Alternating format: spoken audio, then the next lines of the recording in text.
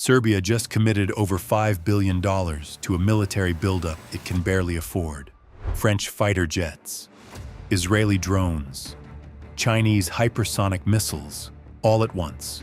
All for a country with an economy smaller than the state of Kansas. If this bet pays off, Serbia becomes the most feared power in the Balkans.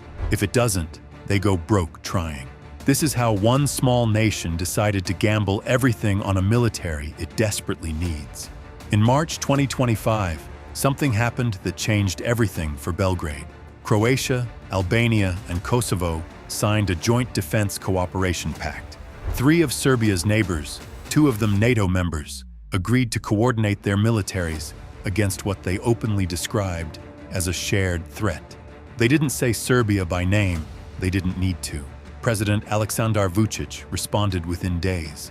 He went on national television and declared Serbia must prepare for the possibility of attack. He revealed that Serbian MiG-29 fighters had been fitted with Chinese CM-400 AKG hypersonic missiles, weapons capable of reaching Mach 5 and striking targets 300 kilometers away. Serbia became the first country in Europe to operate them. These aren't theoretical weapons.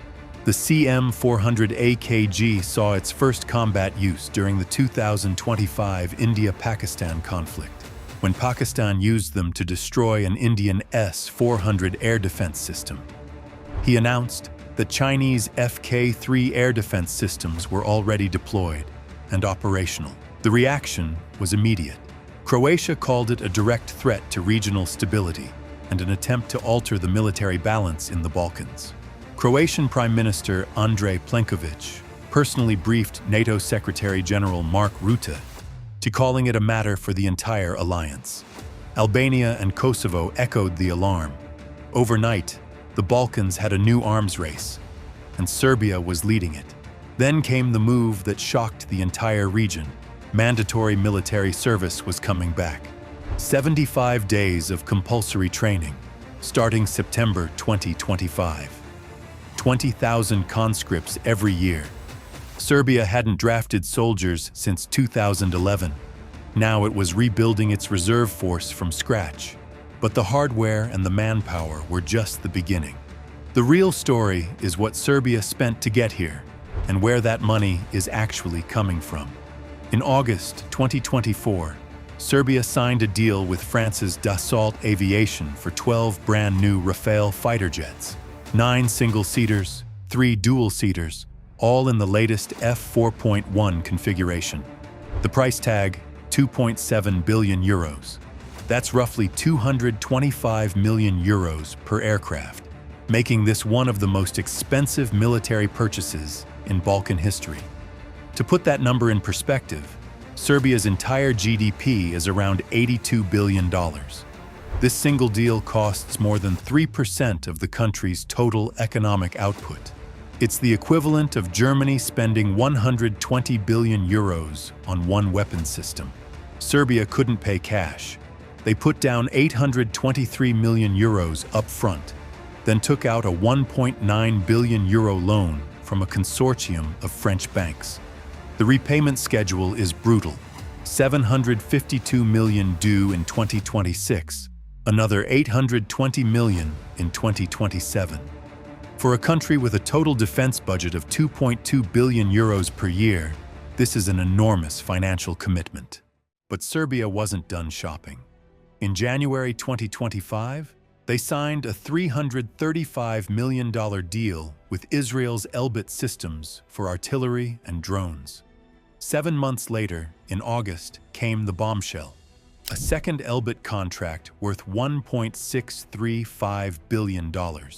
This one included Hermes 900 surveillance drones, PULS long-range precision rocket systems, electronic warfare suites, SIGINT and signals intelligence platforms, and a complete digital battlefield command system covering everything from Army headquarters down to individual combat vehicles. Add up the Rafale deal, both Elbit contracts, the Chinese air defense systems, and the ongoing domestic procurement, and Serbia has committed well over $5 billion in military spending in under 2 years. For a country of 7 million people, This is an arms race on a scale nobody expected. If you're finding this as crazy as I did when researching it, hit that like button and subscribe. There's a lot more to this story. Here's what most people don't realize. Serbia isn't just buying weapons. It's selling them in massive quantities. Serbia's defense industry is the largest in the Western Balkans. Over 200 companies, around 23,000 direct jobs. Names like Zastava Arms, Jugo Import, Krušik, and Prvi Partizan. Companies that have been forging weapons since the 19th century. In 2020, Serbian arms exports were worth around $384 million. By 2023, that number had exploded to $1.6 billion. In 3 years, arms exports quadrupled. What happened? The Ukraine war happened. When Russia invaded Ukraine in February 2022, the world suddenly needed ammunition. Fast. NATO stockpiles were draining. Western factories couldn't keep up. And Serbia, a non-aligned country with massive ammunition production capacity and no sanctions obligations, it was perfectly positioned to fill the gap. Artillery shells, mortar rounds, small arms ammunition. Serbian factories ran at full capacity. The buyers were listed as countries like the Czech Republic, Bulgaria, and Estonia. But reports from multiple intelligence sources suggest much of this ammunition ultimately ended up in Ukraine. Serbia officially denies this, and President Vučić insists his country does not export arms to conflict zones.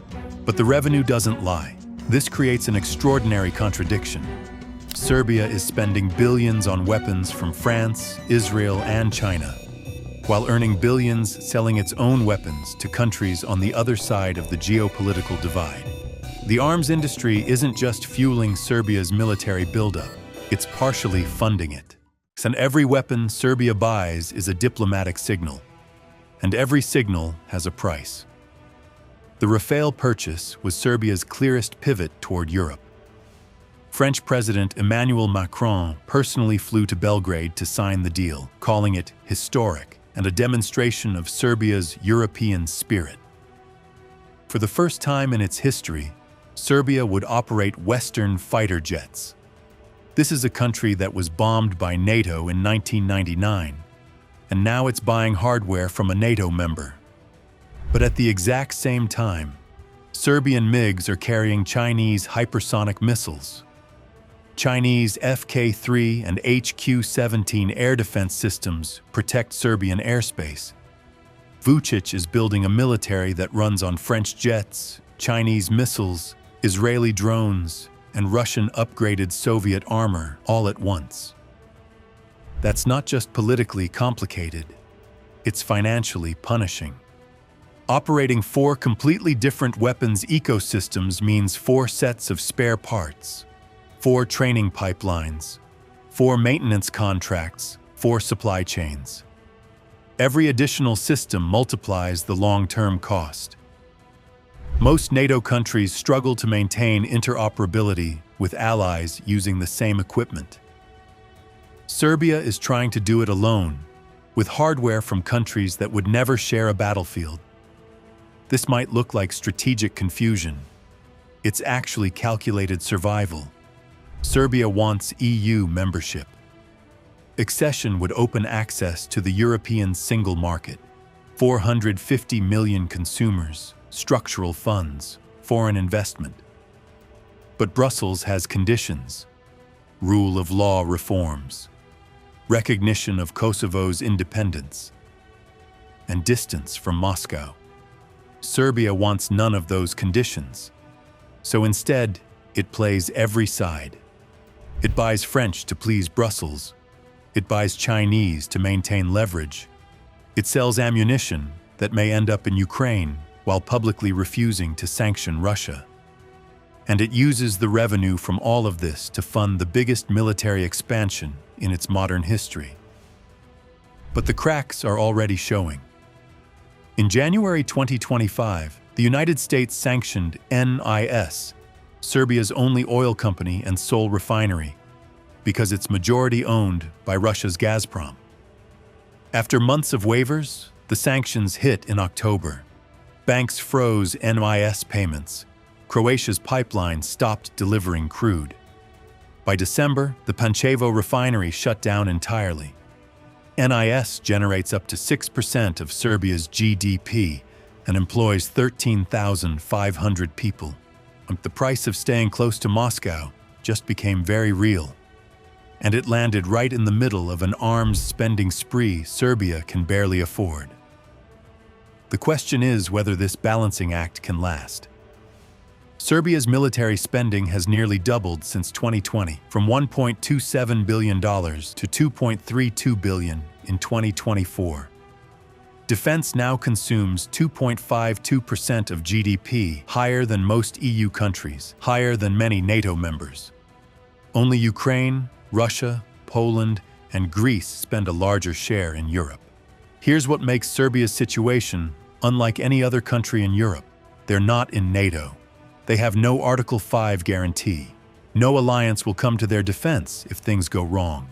Every dollar they spend on defense is a dollar they can't spend on infrastructure, healthcare, or slowing the brain drain that's bleeding the country of its young professionals.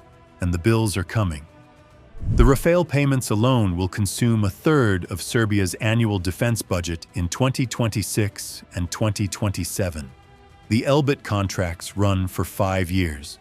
Conscription costs money. Training facilities, logistics, medical centers, all need to be built or rebuilt. But here's the other side of the gamble. Serbia's defense industry isn't just an expense. It's becoming one of the country's most valuable economic engines. Those 23,000 jobs support families in industrial cities like Kragujevac, Čačak, and Valjevo, places where alternatives are scarce. The technology spillovers into civilian manufacturing are real, and the export revenue provides foreign currency that Serbia desperately needs.